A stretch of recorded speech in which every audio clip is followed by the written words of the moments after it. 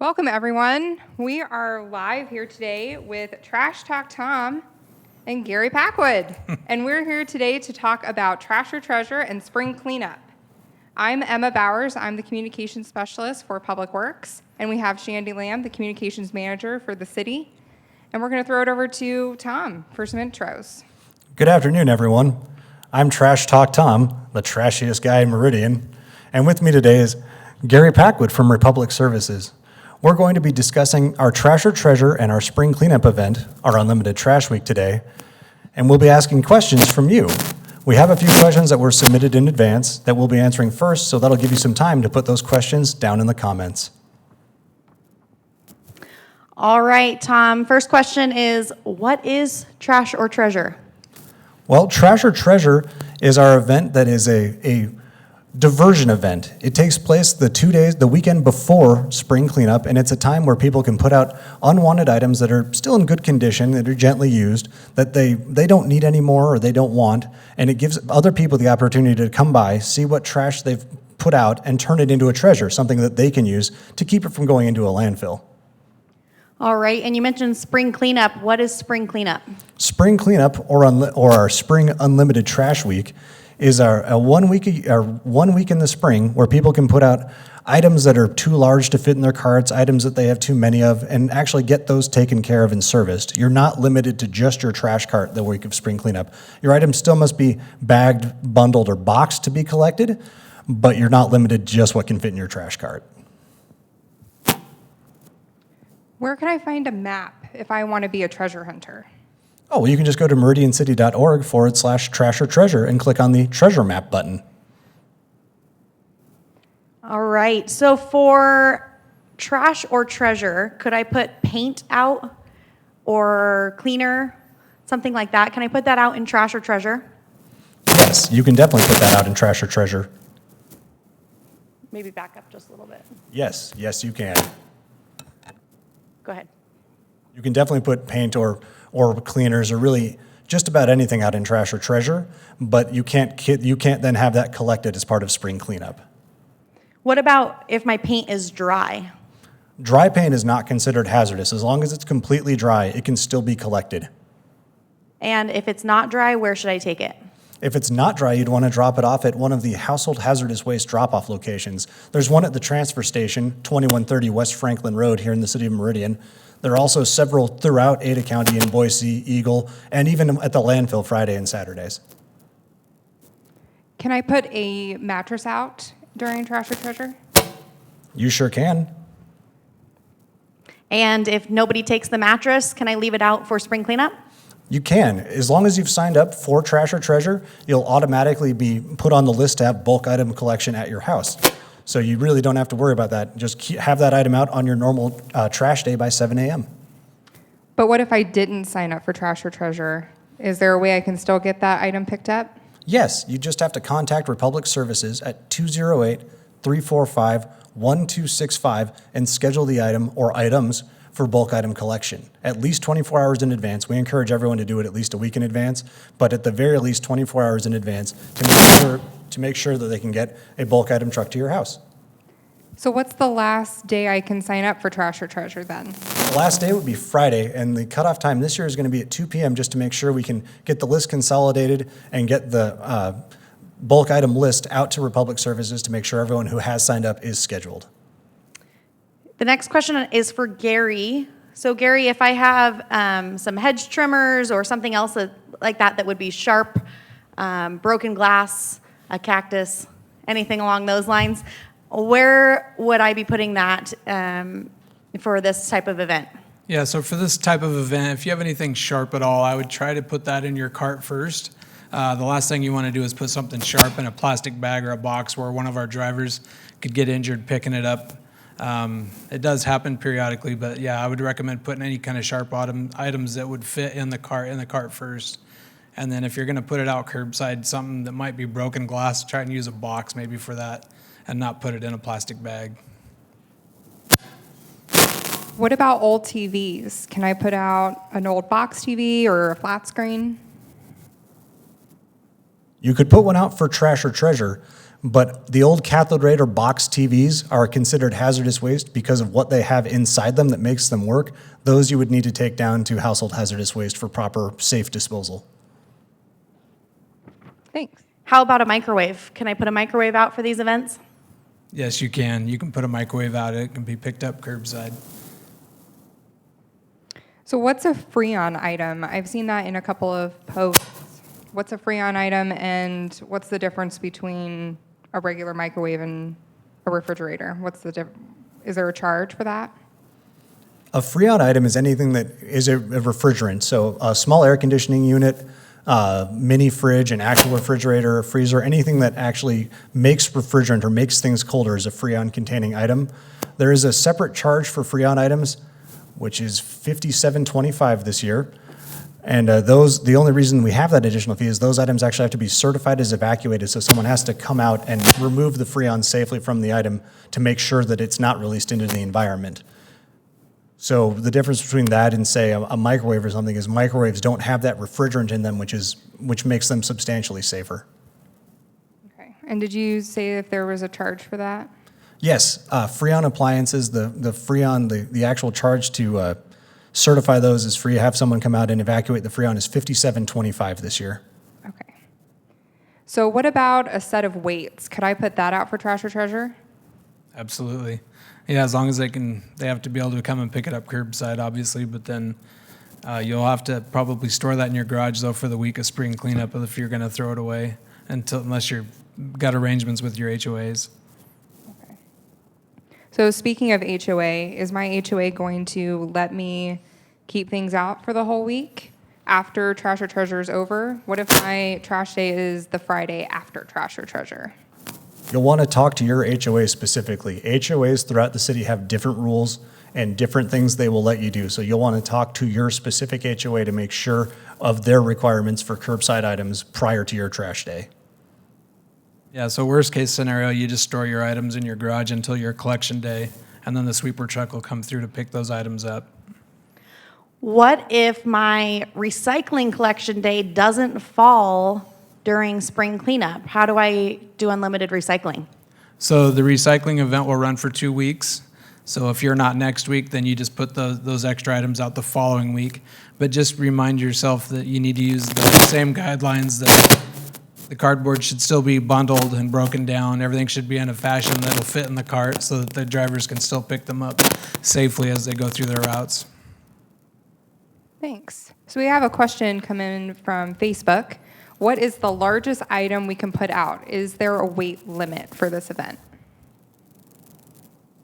Well, for bulk items, it's got to be something, obviously, that our drivers can pick up. So I'm not sure specifically what that weight would be, depending on your drivers. I mean, we can take couches and recliners, but if you had, say, like a hot tub, if it's something we can't manually lift up to put in a truck, then we're not going to be able to take it. So it's got to be something that we can get our hands on and put into the truck. Okay. Can I put out car parts for Trash or Treasure? Is that allowed? Yes, as long as it's something that'll fit in the truck. Also, they have to be free of any fluids or anything like that. So if you're going to put out something that contained oil or gasoline, make sure that those items are drained and dry prior to being placed out for spring cleanup. They don't have to be empty and dry for Trash or Treasure. We strongly suggest that they are, just to reduce those hazards. But for spring cleanup, if you're going to put out any car parts that contain fluid, they must be empty and dry in order to be collected. Okay. So how will people know that my items on the curb are treasures and are free to take and not just trash? Well, on the site, meridiancity.org/trash or treasure, you'll actually be able to download and print off the Trash or Treasure participant sign. You'll want to put this sign on your items. You don't have to put it on every item by any means, but you'll want to put it so that your items are clearly marked so people can see this from when they're driving around to make sure that they're not taking things. And you won't want to, park your lawnmower that you don't want to have taken in the event on the edge of your lawn next to your Trash or Treasure pile or anything like that, but make sure you've got this participant sign on there and your items are separated from other things that you don't want to have go away. What about lawn chemicals? Like, what if I have some pesticides or fertilizers? Are those allowed to be put out for trash or treasure and spring cleanup? Those would be allowed to be put out for trash or treasure. However, those items you'd want to consider household hazardous waste and dispose of properly at the household hazardous waste sites and not leave them out for spring cleanup. So what's your advice for somebody trying to get the most out of this event? I would say put out gently used items that you don't really need anymore, as many as you can in the best condition you can, in the way that they're easiest to see from the road, and then start exploring. Be safe, follow your social distancing guidelines and be courteous to others as people will be utilizing the event, but explore as much as you can. The map is designed to give you areas where things are so that you can get to know the city a little bit better, get to see the residents around, while of course maintaining your social distancing guidelines. But get out, explore as much as you can. The items aren't listed on the map or anything. It's just to get you out and exploring, and you never know what you may end up finding. You could find something you really like. So there's 3 different trucks that will come around that week, is that right? Yeah, that's correct. So your normal trash and recycling will be picked up on the regular schedule. But your bulk items, depending on where the sweeper trucks start in the city, they could be picked up first thing in the morning, at the start of a route, or it could be the end of the day around 4 or 5 o'clock. Just depends on where they start and which routes they're covering. So there's no time frame per se. You just got to be patient because like you said, you'll see 3 different trucks coming through by each individual house. Okay. What about items of clothing? Would you suggest putting out items of clothing for this type of event? And how would you suggest people make sure that others know that clothing is in a bag or a box? You certainly can put out items of clothing. You'd want to very carefully mark on the bag or box what you had. However, with items of clothing, if you're not looking to keep those any longer, we strongly suggest donating those to a local secondhand store, thrift store. I think that would be the way that they would get the most use out of them. They'd be most likely to be used by the right people and get the most extra use out of them. So how many people are signed up for Trash or Treasure right now? How many hotspots do we have? We're over 300 so far. I can't give you an exact number, but we are north of the 300 mark. Wow, that's really good. Do you have any other advice about this event, Trash Out Tom and Gary? Do you have a nickname yet, Gary? I would be careful when you're going out over the weekend for the Trash to Treasure. Make sure you're still following the social distancing rules and being careful if you're gonna go and rummage through people's items. Make sure you're taking hand sanitizer and things with you. Try to protect yourself as much as you can as you're going through, if you're gonna go through and participate. Just for everyone, if you do have suggestions for a nickname for Gary, I would love to see those in the comments as well, and we can see about when Gary can earn one. Also, a couple more things. If you are looking for ways to really utilize the event, don't be afraid to bring your family with you. Of course, maintain your social distancing guidelines, but really take the time to look at what you want to get rid of and what you'd like to get. And if you're putting out things for spring cleanup, such as yard waste or things like that, if you're doing some tree trimming, make sure those are bundled in bundles less than 4 feet in length, if there's sticks and things of that nature, and less than 60 pounds. And also, if you're going to do additional yard waste, even if you're a grass cart participant, this isn't unlimited grass collection. Those materials will still be collected as additional trash items for you. So if you've got those paper leaf bags full of different material, those will be collected as trash because we don't have a composting program here in the city of Meridian. We have the cut grass only program. It's not dealt with in the same way as Boise's composting program. Our grass is actually turned into silage food for cattle. For recycling, you may have already answered this, but for recycling, if I have extra recycling to put out, how do I do that? Obviously, bags probably aren't the best way since bags aren't recyclable. So if I have extra recycling items to put out on my recycling week, how would I do that for unlimited? Well, for cardboard, you want to make sure that your boxes are all broken down and bundled, and then they still have to fit inside the cart because they have to reload the cart to dump it into the truck. So make sure that you're bundling all the extra recycling. I'd stay away from plastic bags, and then also just remember that you need to keep your cart mostly level as much as you can because you're going to want to put extra out, but just put it on the side. Make sure they can access the carts first so that they can dump them and then reload them with the extra materials that are out. You definitely don't want to put items on top of your carts for service because we have the automated collection system here in the city. The drivers won't be able to to take those carts initially. They'll have to get out, take the items off the top. If you're going to be utilizing the unlimited recycling, make sure the loose items, cans, orange bags, anything like that are inside the cart first, and your bigger, easier to bundle items like broken down boxes and things are outside in a box marked recycling. You'll want to make sure you're making sure that material is separate from your trash so it can be recycled. There's nothing wrong with putting a magic marker on a box and marking it as recycling. That'll let the driver know, hey, this bundled cardboard is recycling. It's going to go in my cart, and they'll be able to take it for you. They will probably leave behind the box that it's in just because that box isn't broken down and most likely won't be able to fit in your cart. Are there any other cart placement reminders we should be talking about during this event? How close they can be to mailboxes? Maybe people have a lot of extras this week, and just a good reminder. Definitely. You'll still want to maintain those cart placement guidelines as much as you can, 10 feet from mailboxes or hydrants or cars. You'll want to avoid your overhead obstructions, 14 feet. Try to keep your carts 3 feet apart as much as you can.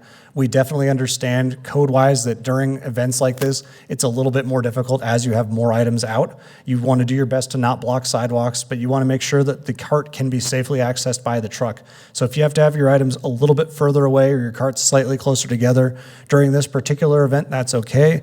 The drivers understand that. I'll let Gary elaborate a little bit more on that, but everyone understands this is a one-off different event.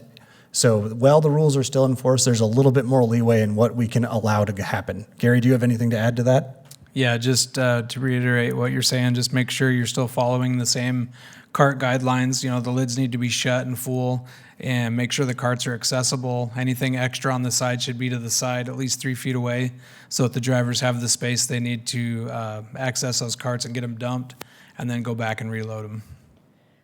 For the Trash or Treasure event, what time does that start or end? What time do I need to put my items out or take them back inside? Trash or Treasure doesn't have a hard start or end time. It is the 30th and 31st of May. If you want the most people to see it, you'd want to have it out for the most time you can. So putting it out either the night before or pretty early in the morning. However, I'd probably start taking my items in as it started to get dark. Just for safety's sake, you want to make sure that you clear the sidewalks, make sure things aren't in people's ways, and you don't want to create driving hazards at night. So as it starts to get dark, I'd take those items in. And then is the time the same for unlimited trash week as it typically is for my pickup? Yeah, that's still the same time frame, 7 o'clock. Have it out by 7, but have patience with the drivers. Since there are multiple trucks, things will be picked up in shifts depending on what it is that they're picking up. Definitely. I can't stress that enough. Your regular trash or recycle truck may or may not pick up everything. If they are able to, they will do that. They'll pick up as much as they can. But keep in mind, if it doesn't get picked up by the first truck, the bulk item truck, as long as you've signed up, will be coming by your house. So give the drivers time to get everybody serviced. All right. Unless we have anybody else that wants to submit questions on Facebook real quick, I think that's it. You guys are welcome to submit questions on Facebook even after the live Q&A ends. We will definitely ask the experts those questions and get answers back to you.